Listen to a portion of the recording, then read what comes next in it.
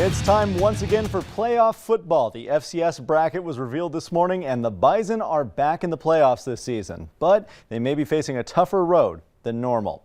After their first two-loss regular season since 2015, the Bison were forced into an at-large bid. They'll host Eastern Washington in the first round. The Eagles come to town with just one loss on the season, which came way back in week 1. If the Bison defeat Eastern Washington, they'll face the winner between Monmouth and Sam Houston State. Now here's the overall half of the bracket with the Bison in it. On the other side, the #1 team in the country, James Madison, will play VMI. There's also going to be Missouri Valley Football Conference showdown on the other side of the bracket. The North Dakota Fighting Hawks making history, winning a share of the Missouri Valley title after their first year in the conference. They play Missouri State in round 1. And we aren't done with Valley teams just yet. The #1 overall seed for this tournament is South Dakota State, who take on Holy Cross in the first round.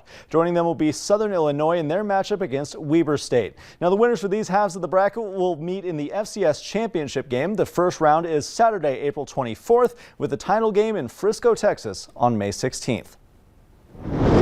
As you probably noticed earlier today, there was a bit of a snow issue that our NDSU baseball and softball teams faced in their latest games. While the baseball team called their game off against Oral Roberts, the Bison softball team began their non-conference battle with Iowa State.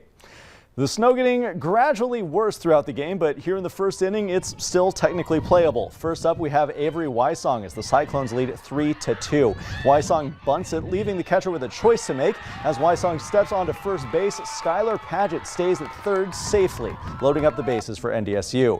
On to the next at-bat now, where Nicole Lucius sends it deep into right field, getting just enough distance as Paget heads home on the sacrifice fly. We are now tied at 3 runs each. And now look at how bad it's coming down here.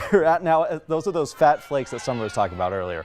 Now Wysong now at the catcher position launches the ball all the way out to second base, and Montana DeCamp makes the tag, and she's absolutely hyped as the Bison hold Iowa State scoreless in the top of the second inning. Now this game was called off after that half an inning due to the snowfall, but it didn't stop the players from enjoying it a bit before running inside to warm up. The game will not count towards any stats or records. With no games being able to finish today, it feels like a good time to take a look at the Summit League standings. For softball, it's South Dakota State with a commanding lead with their perfect conference record. They stand at 29-4 overall this season.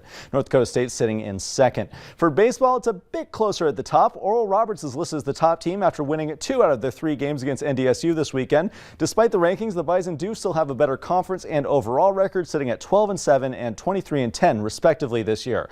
Our Summit League teams will look to get back in action next weekend. The baseball team plays South Dakota State next weekend in Brookings, while softball hosts Omaha.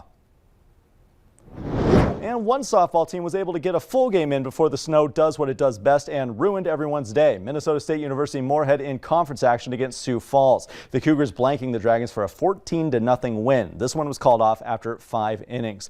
This was originally supposed to be a doubleheader, but then the snow happened. MSUM will head to Bismarck next for a twin bill with the University of Mary on the 21st.